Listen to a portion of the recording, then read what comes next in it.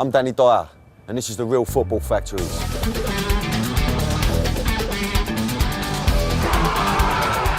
I played Tommy Johnson in the movie The Football Factories, which was all about football violence.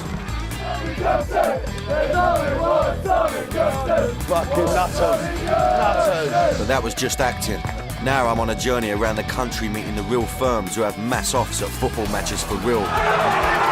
No fake blood, no stuntmen, no makeup. This time it's just me and the country's hardest hooligans. Let's go! Let's go! I meet the real top boys who tell you the score.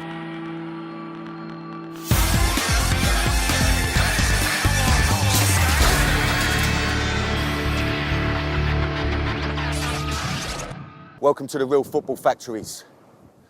In this show, we're talking to football firms in the Midlands. We're going to be learning about some of the big issues surrounding these firms. We're going to examine the issue of race. Now, the Midlands is a multicultural area, but is that reflected in the firms? I mean, the stereotypical hooligan is a racist, but is that really the case in the Midlands?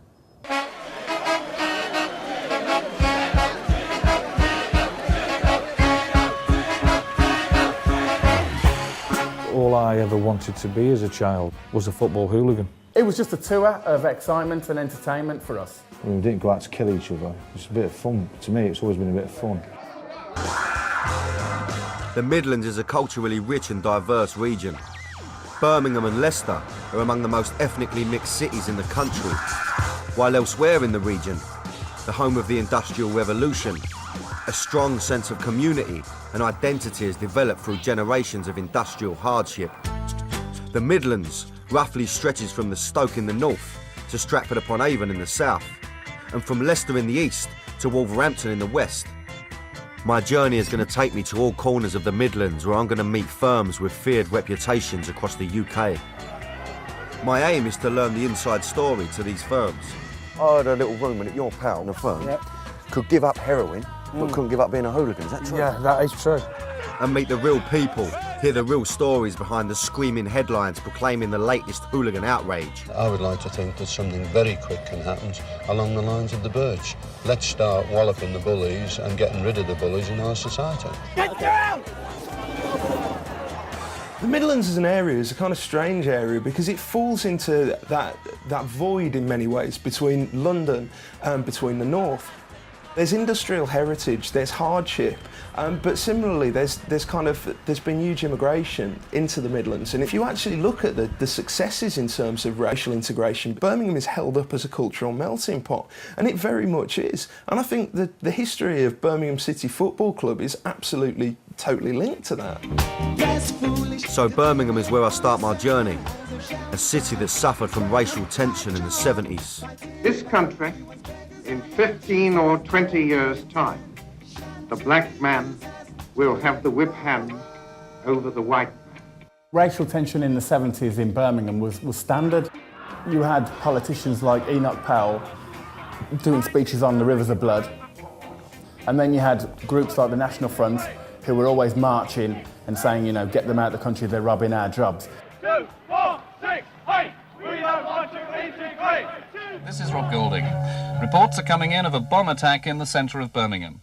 The Irish in the city were also targets for racial abuse.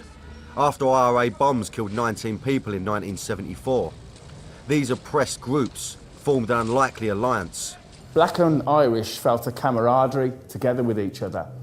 Also with other white people who knew the culture of these two different people. They originally came together in a firm called Apex, which evolved into the infamous Zulu Warriors at the start of the 80s.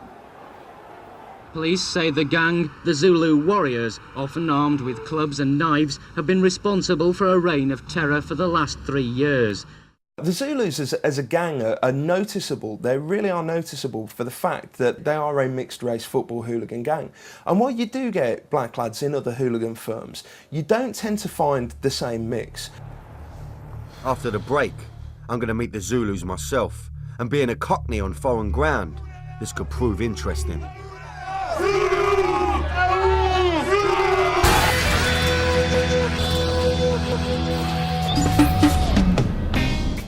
My journey through the Midlands firm starts in the country's second city, In 1982, the Zulu Warriors, Birmingham City's infamous mixed-race hooligan gang, was formed. Fans chanted the word Zulu at a Man City away game, and the firm was born. Like the African Warriors in the Michael Caine film, the Birmingham Zulus took no prisoners, and their war cry sent a chill down the spine of opposing firms, as I'm about to find out.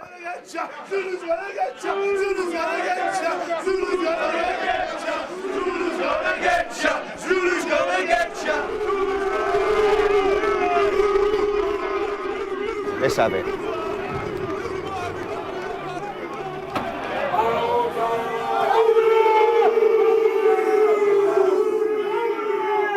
I know how Michael Caine felt. The top boys agreed to talk to us if we protect his identity. I think it's the most famous chant down the football. If you're walking on a Tuesday night or whatever night it is, there's 400 lads and they chant the name Zulu. It's fucking very intimidating. What it gave to us was, it's a camaraderie thing. These are my brothers. If I'm walking up the road, I look to my left and my right, he's a good lad. He's a good lad. Behind me, he's a good lad. He's a good lad. They're all from different areas of Birmingham. If something happens and it's really, really, really on top, these people will back me up. It's called the Zulu line. It don't matter if there's a fucking 100 of you or 10 of you. Once you make that line, once the line's made, fucking, I've never seen it broken many a times, you know what I mean? You ever gone for a fight and you've seen 200 black people combined with white people frowning at you with veins in their neck and their eyes are popping out their head with spit coming out their mouths? It's a different kettle of fish because most people are not used to seeing that many people coming to fight you, especially when they're black and white.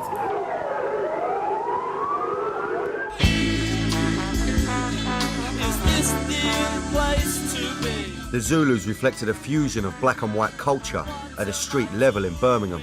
How important was the music scene for the Zulus? The bands that were coming through in the late 70s, you know, bands like the Specials, the Beat, UB40, they brought a lot of camaraderie together between black and white. And you could fight to that fucking music. Yeah. It was fantastic for having a battle too in a fucking disco.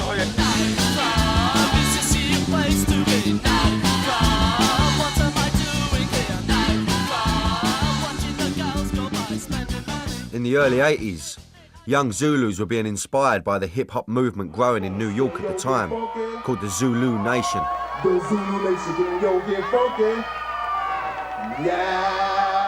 One track that did it, Zulu Nation, was Africa Bambaataa, the Soul Sonic Force, and the track was called Planet Rock. Planet Rock! It's very easy to change your dance moves to martial arts.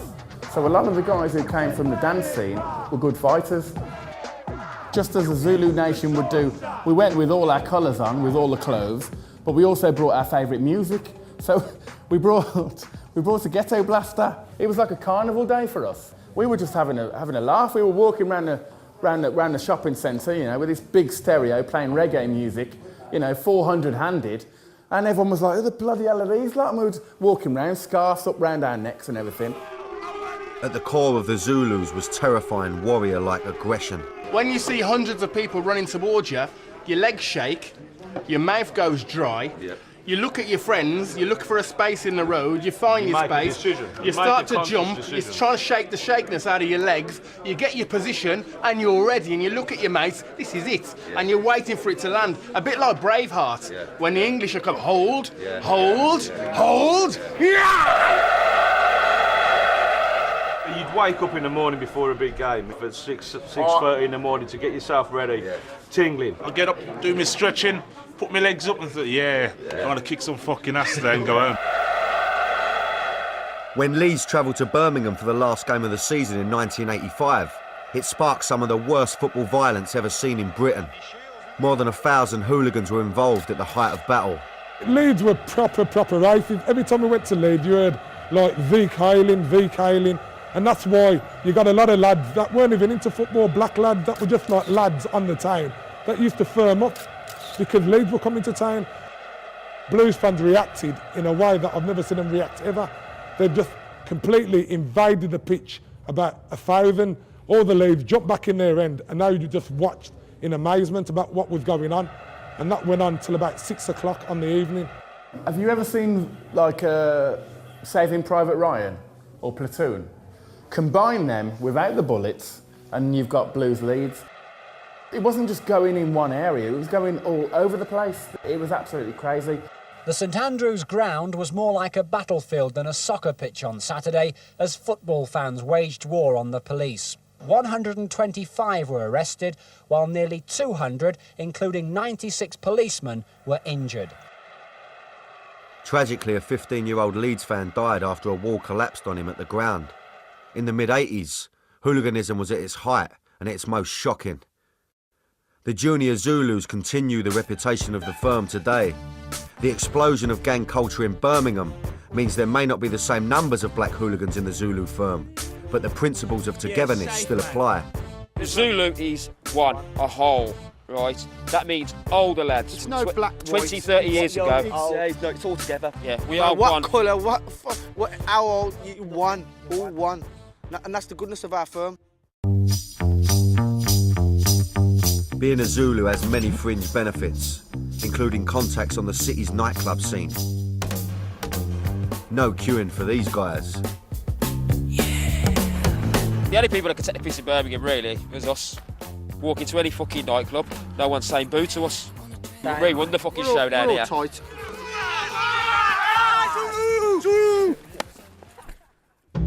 The next stop on my journey was one of Birmingham's biggest rivals in the Midlands, Stoke City. They met in the 5th round of the FA Cup in 2006. It was the first time the sides had met in 8 years, and crowd trouble was anticipated. This is Signal 1, first for news. The latest at 8 o'clock. I'm Tom Cook. Up to 200 football hooligans between 16 and 56 were arrested after what police have described as the worst. Police say a group of Birmingham supporters broke a section of Britannia Stadium. Hooligans from both clubs clashed at the end of the match. Superintendent Andy Frank. If violent criminals been able to get together after the match, then we would have been looking at people with very serious. Many people predicted it. No football fan wanted to see it. Inside, Birmingham supporters trying to get out onto this outstanding stand. We've got a confrontation. Birmingham City's FA Cup tie at the Britannia Stadium ended with fans hurling stones, abuse, and eventually violent clashes. Right, I'm in Stoke.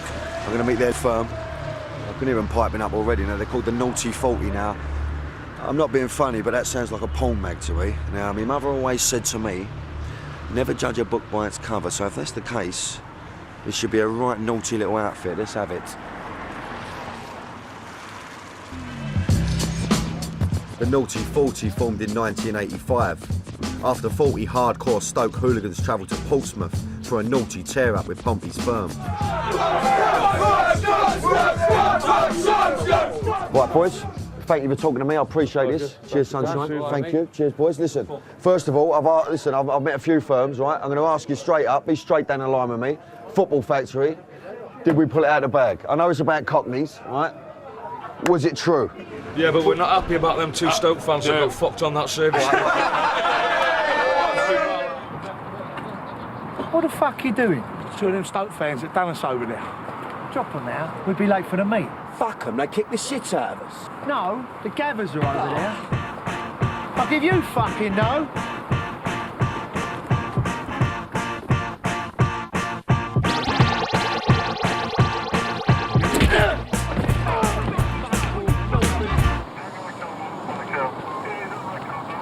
Fucking idiots.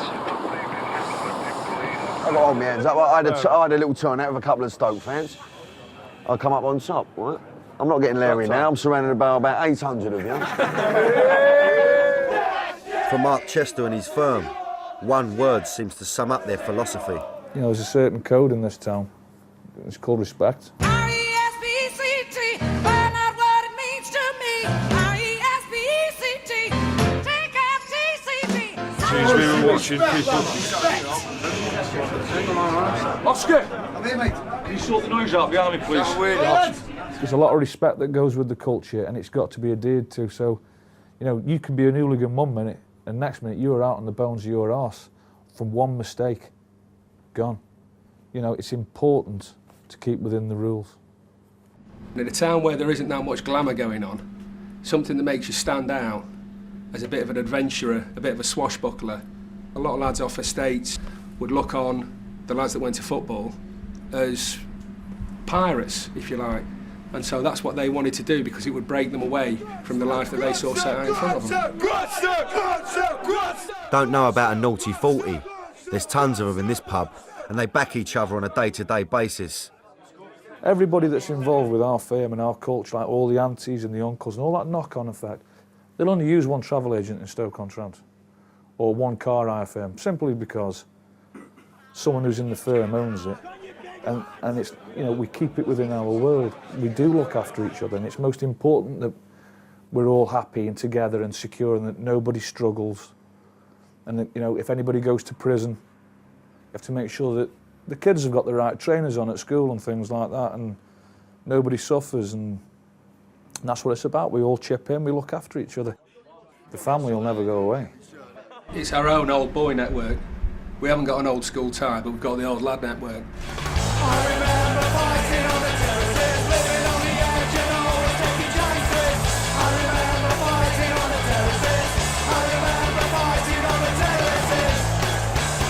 Come from our culture, you tend to push yourself to the extremes. You know, you take enjoyment out of being afraid. We only ever viewed it as the most extreme of extreme sports. Oxford has that extreme sports club where they do things like ski down the side of a hill, and if they hit a tree and break their leg, it's all a jolly good laugh. And that's not frowned on, that's just like youthful high spirits. They probably tie up the NHS more than we've ever done on a weekend. There's a few of us who are going through like a transition period in life, learning to cope with life outside of the firm. Football. And it's difficult. Yeah. You know, when you've been committed to something for like the best part of your life, 3 decades of your life, and then all of a sudden, you know, you don't have that fix, that buzz anymore. It can be pretty difficult and mundane trying to cope with normal life.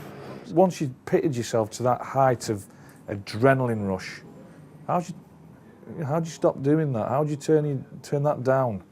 Even though we've retired from the active side of this culture, it will never, ever leave us because we're hopelessly addicted to it. We are addicts. Believe me. We're addicted. Do you really want to kill me? Tell me why, tell me why, tell me why. Football firms are a 24/7 lifestyle choice. But what exactly are the detrimental effects of this football violence addiction? You make me an angry man. I just want to live. To learn more, I'm heading for the Black Country to meet the top boy at Wolverhampton's Yam Yam Army. Why should I live in fear? I don't drink, I don't touch drugs, I don't smoke. I don't want to. I want to see the Stones coming. I want to see the Punches coming. Pissed up man can't see the Punches coming.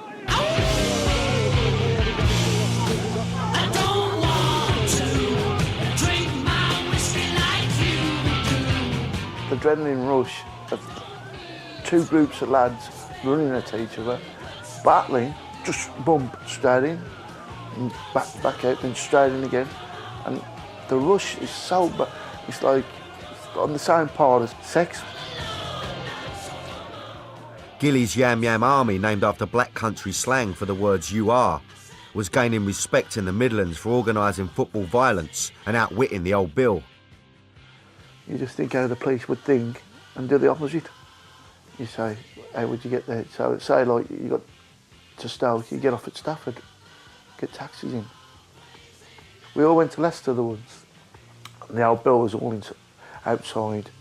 My mate went, he ordered, I think it was about 30 taxis. And the bloke said, fuck off, you madness. I said, no, we want 30 taxis. We jumped in the taxis, out the back, and fucked off. The old Bill come in, lost us. Where the fuck are they gone? The effects of hooliganism are clear. Jail and banning orders.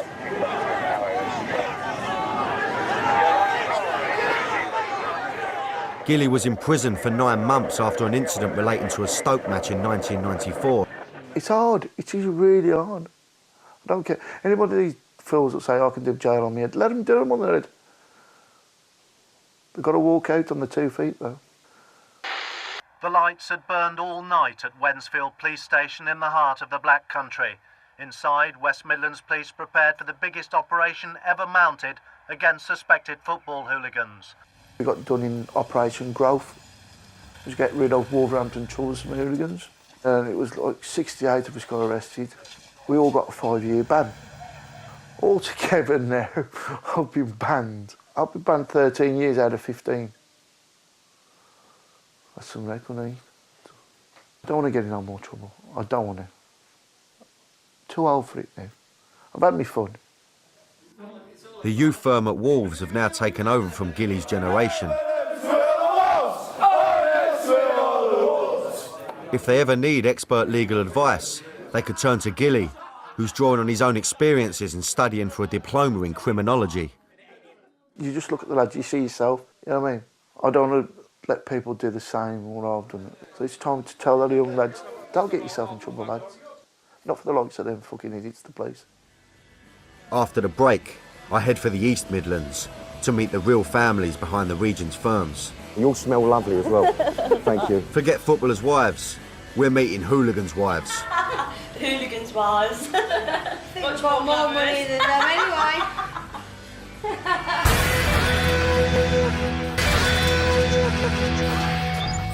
One of the bitterest rivalries in the Midlands is between two clubs that are just 14 miles apart. Nottingham Forest and Derby. Clubs linked in many ways, not least by the fact that Brian Clough managed them both in their footballing heydays. Brian Clough helped both sides to win the championship in the 70s, and then famously led Forest to European Cup victories in 1979 and 1980. But the rivalry off the pitch seems just as important to both firms. It's existed for decades. Violence did erupt away from the baseball ground when a mob of nearly 400 youths attacked the police. The Police Football Intelligence Unit is classing tomorrow night's fixture as a Category A match. A high police presence for a highly charged game. There's been trouble with Forest and Derby matches since the 60s. And when Forest played Derby, we could pull 400 or 500 out. And so they could probably double their numbers. I suppose it's like taking over someone's town for the day on the beer, you know what I mean? But Derby do it a lot up there, but last time Forest come down here, a fucking Zeppelin flew over in the sky. Honestly, the rivalry is very bitter. It's underneath, goes very deep. And I don't think it'll ever end. Nottingham Forest's firm is known as the Forest Executive Crew, while Derby's is the Derby Lunatic Fringe. But in the middle of this intense rivalry, a unique friendship has formed between top boys from each firm. This can be traced back to a clash in Nottingham city centre over 20 years ago. In 1984, Derby's firm joined forces with Leicester hooligans to take on Forest in their backyard. It was a lad's birthday, and everyone decided to go to Nottingham for a bit of, on the piss and that. Known a few Leicester guys from the years before from football and that. So we joined, just thought we'd join together. That's where it came from, DLA, Derby Leicester Alliance. So all the lads went to Nottingham, 100 and something. I think about 129 went there. And having a piss up in the pub, and Nottingham got wind that a load of Derby was there in Leicester. So we sent scouts to the train station. We all met at 5:30. Then we were all in Yates's. I think we had about 150 to 200 out on a summer's evening. The scouts come back, they're here. And they all come up to the market square. And it was just a free-for-all. Chaotic, really, do you know what I mean? We was only there for the beer. But obviously it turned into a bit of a riot. Bricks, bottles, glasses, the lot went. Massive free-for-all. Everyone was scrapping all over the square. And it carried on. The police eventually got it together in the market square. It just carried on all throughout the city. After scenes compared in court to a Northern Ireland battlefield, 63 youths were prosecuted, including Boatsy and Tomo. You was one of the ones that got banged up, yeah? Yeah. We spent 3 weeks in court together. That's how we didn't know each other before then. No. And then we got sent to North Sea Camp in Boston together. Okay. And so you was enemies, Yeah, even the lads to begin with was enemies. Yeah. And then you just grow on each other. Yeah, I suppose when you're banged You know up what I mean? together, I suppose you gotta do. stick, you got to stick together, ain't you? Well, I had to 'Cause, look after him in there. You know what I mean? He was a bit scared like that.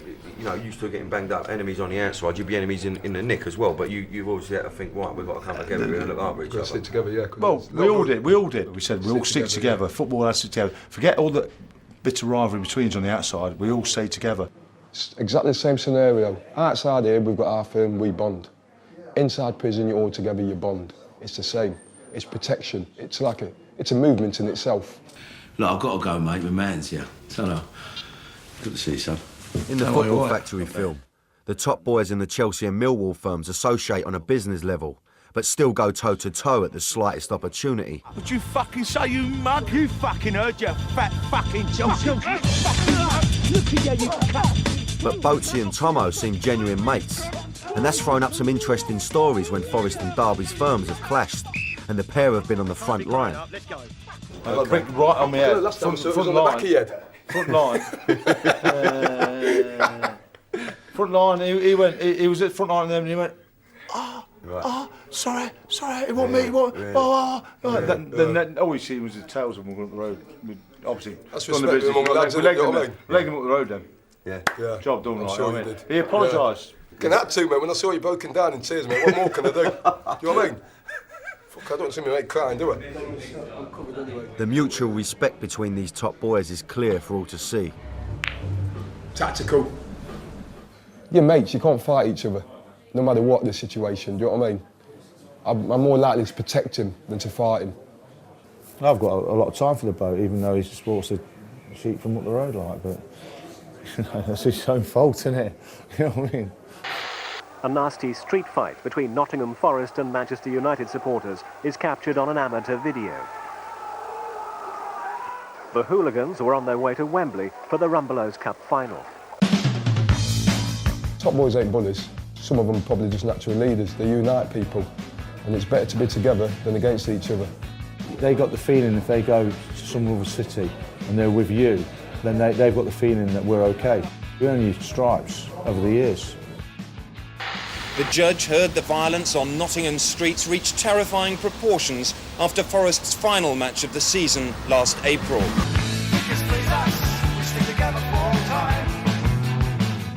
Forest firm had their own unique welcome for opposing hooligans visiting their ground beside the River Trent. I had a little room that used to chuck them in the river, is that true? Used to, what you call it, bring these specials this way.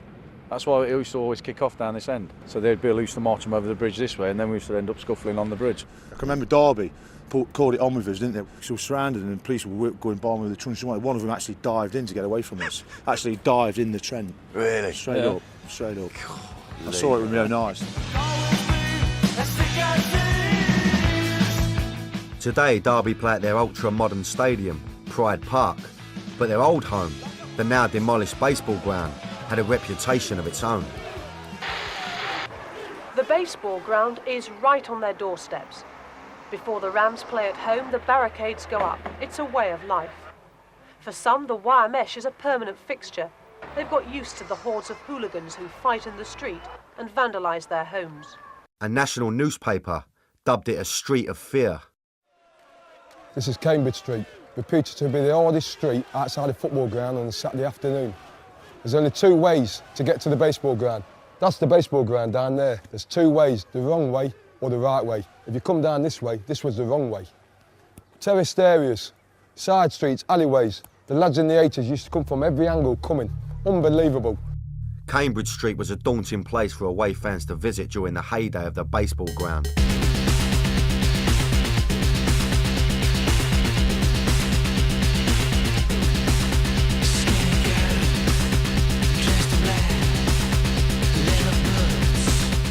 They must have been bottled up all day thinking, eventually, we've got to walk down Cambridge Street. Because when 3 o'clock comes, that's when it's game on.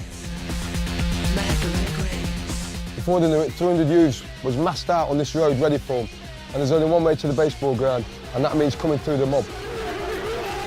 And that would have been playtime.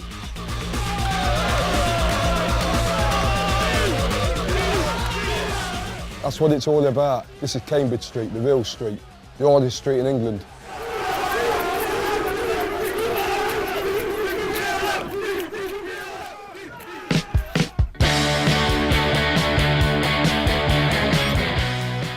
lifestyle around the firms is an essential part of the hooligan culture.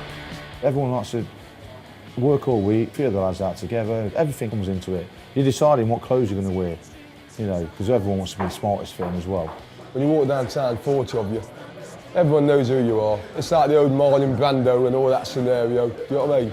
And it just creates an aurora all around you and in the pubs where you go. The women, they like the power thing, don't they? Yeah, when they're walking down your arm, holding your hand. Same with the gangs. You know what I mean? They think that, you know what I mean? They think they're there. You know what I mean? That's exactly what it is, isn't it? They love the power. Exactly. trip. But then again, no matter how long you're in with a bird, Yeah. when Saturday comes, the bird goes out the window. Yeah, of course. You're there for the beer and your mates. Last 6-7 months, I've just been out with a solicitor. Yeah, no. Yeah, You know. that's what I'm saying, sir. They like a bit of rough, don't they? They like a bit of us, don't they? I was got a bankman's arrest. I was with her for 2 years. And she knew the score of everything you She do. knew the score, everything, rough diamond. Everyone you say, what's she doing with you? Or what are you doing with her? It's like that, it's chalk and cheese. Two opposites from other side. Yeah.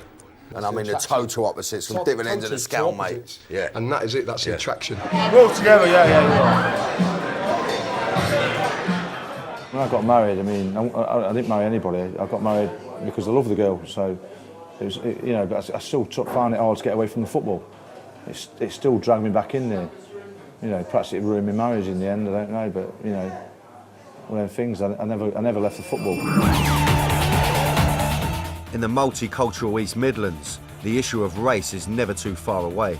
There's no racism in the firm I go with, because look at me, I'm black. But you can go to other towns, you go to Hull City or Leeds, and the O'Briens are doing Zico. Well, in a way to our lads, that just G's everyone up. We're glad they do it, because if they fancy a bit of black afterwards, they can have a bit.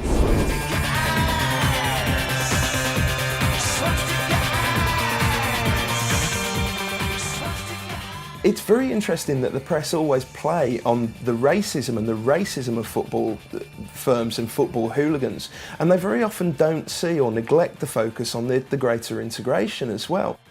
Over at Forest, a Sikh is a respected member of their firm. Sikh means warrior. That's my background, you see. Some lads can be a bit dubious, where, like you say, they don't know how to take me. I'd say it took about 5 years to be accepted, you know, within the lads.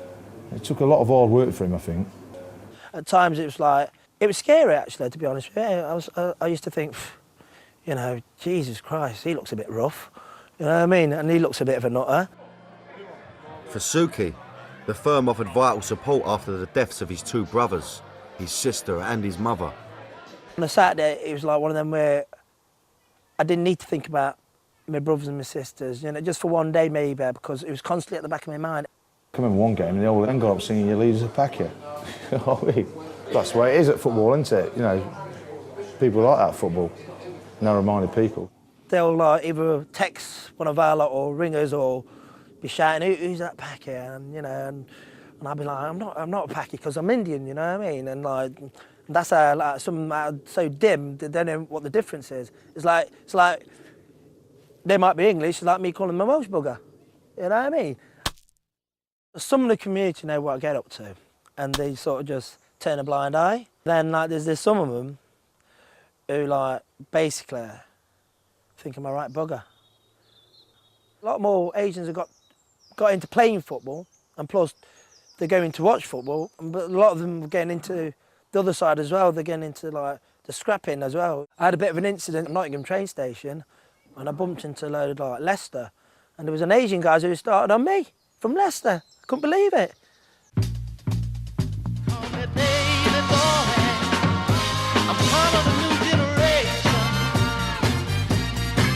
They call me baby boy, part of a new generation.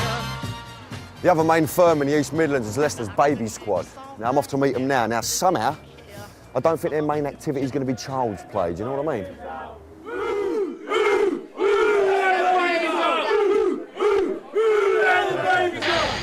Police say it was the worst night of violence in Leicester. Gangs of youths moved into the Highfields area, and it was here the worst rioting took place. Leicester's Baby Squad formed in 1982, uniting warring gangs from different council estates across the city under the banner of one firm. A defence solicitor produced leaflets which had been distributed urging the baby squad to riot at football matches. One tells away fans where to meet up so they can smash Derby's town and ground. It's a naughty little name, that, Yeah, isn't it is, yeah. Because you think... We ain't babies, are we? No, that's what I'm saying. But you think, oh, we're going to visit the baby squad, yeah, we're going to visit them. And then you lot turn up, you know what I mean? We was all young in them days, right? We was all like... Run them baby cockneys faces all over the and all shop. that. Yeah, we've done everyone in this day, haven't we? Yeah. These baby-faced assassins were making very grown-up headlines in the mid-80s. The main problem for the police is identifying the young thugs. They wear smart designer clothes, Fiorucci jeans, fashion t-shirts, like any other youngster until they pull a razor-sharp Stanley knife, the trademark of the baby squad. The baby squad's main rivals aren't from the Midlands. It's Chelsea, over 100 miles away. The biggest clash with the Londoners took place around Filbert Street in 1989, the same day as the Hillsborough disaster. It was probably certainly the worst or best, whichever way you want to look at it, riot, if you like, that day. It was mad, that was. What absolutely mad. Chelsea, 300-400 lads, I would have thought we probably half that. But I think the old Bill, to be quite honest, lost control that day. Really? Yeah. Young and old came to pay their respects. While Hillsborough had nothing to do with hooliganism, its effect on the firm was obvious. I didn't know nothing about it myself till I got home. Then, obviously, the wife said there's been people killed at football matches, etc. It's, yeah, very sobering thought. Yeah. Become a disaster. Being in a firm has an impact on family life. Obviously, the wife said that she doesn't like it. She doesn't like it at all. But having said that, it's better me doing that than going to nightclubs and doing the other. Do you know what I mean? So she knows where you are, doesn't she? Yeah, we tend not to talk about it, to be quite honest. The baby squad view their firm as an extended family. Boys. Hello, baby. How are you? You all right? It's not a firm. This is a family. This is a proper family. It's not a firm. It's a family. There's 200 football hooligans, but the families must be, I don't know, 1,000. We go to birthdays, we go to weddings, and we're always together, always. My dad died when I was in prison, and I couldn't go to my dad's funeral, right? The amount of people who come to see me and the letters I got, you know what I mean? And that got me through.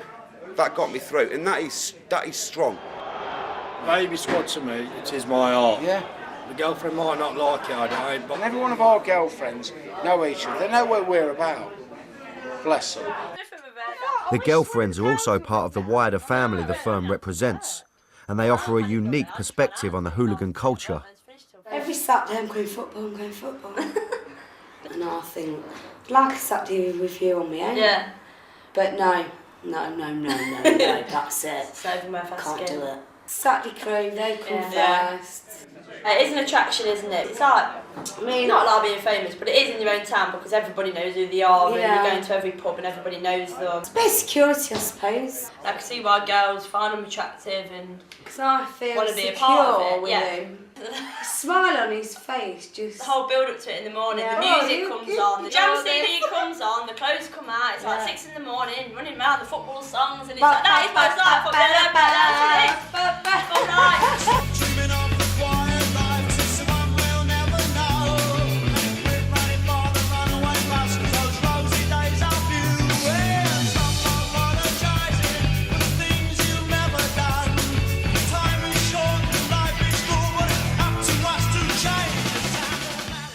I've been to a couple of the matches and actually been involved. You can see the buzz, what they're getting from, but sometimes, you get a bit scared. I mean, I've actually been there when somebody has turned on me, but luckily I sort of got out of it because one of the lads stepped in, stood straight in front of me and said, don't need to, it's nothing to do with her. Personally, I do get like sometimes when he goes out and think, but then I think, he'll be alright. Yeah. You sort of get a flash of, or you get a little bit worried and it could be this, but more often than not, they're all fine. So yeah, they're all fine, they all stick together. But I'm quite confident that he's got his head screwed on. Yeah, and he knows what he's doing. Yeah. After the break, we look to the future and ask if the mantle is being passed from father to son within the hooligan firms. There is in Leicester, actually, at least 3 dads who are hanging around with the firm and also their sons.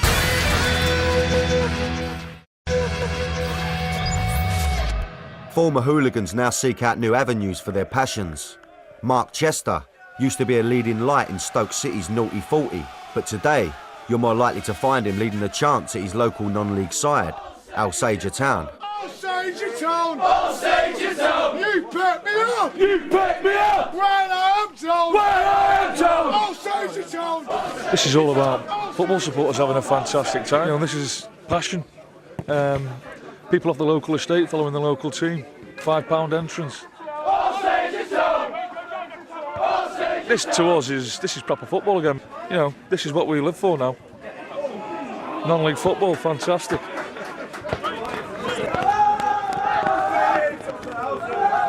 And action. David George, a former Zulu, is challenging the stereotype of football hooligans having no brains and no talent. People in power, high positions, have always said football fans who go down to football and they actually fight are mindless thugs. But I beg to differ, because within the chaos and the madness, you always get creative people within that group. David's launched a production company that's creative in many different fields. Short films, fashion. He's even written a book about the heyday of the Zulus.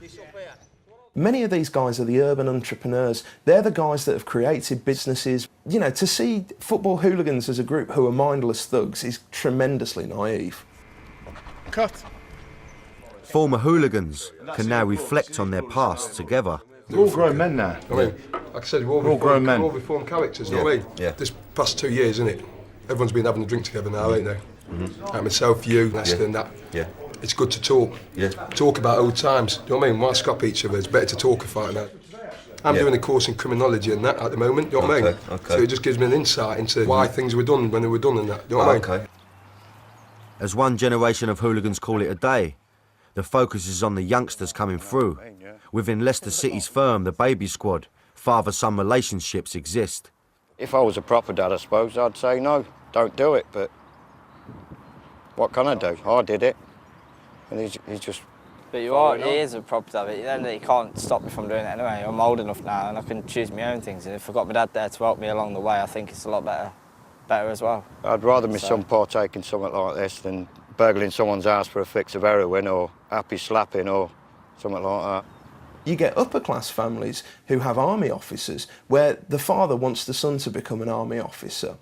In these guys' eyes, it's no different. And, you know, in many ways, it's what happens in families. Families want to continue traditions. I'm proud of him because of what he is in the film.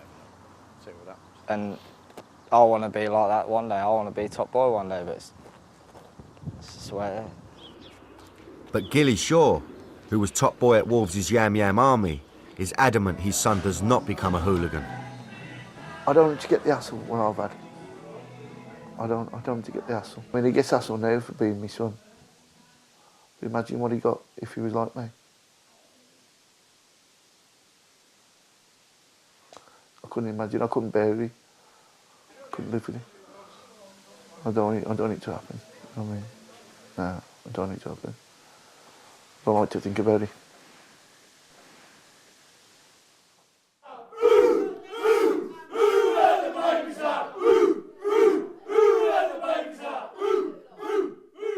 He looks after me. He does right by Dad. He takes care of me at football. If I had a son, yes, I'd want him to be Leicester's #1 one day. I would.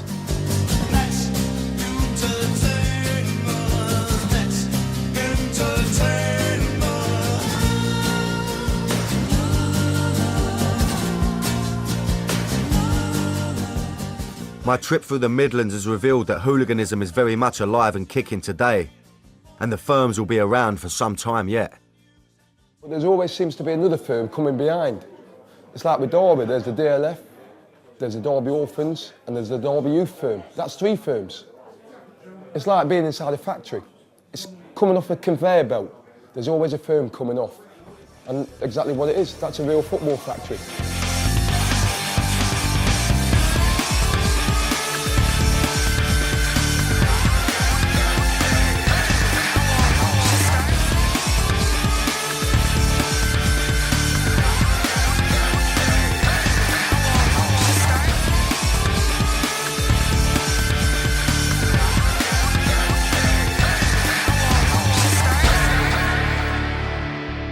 My lad will never join the firm.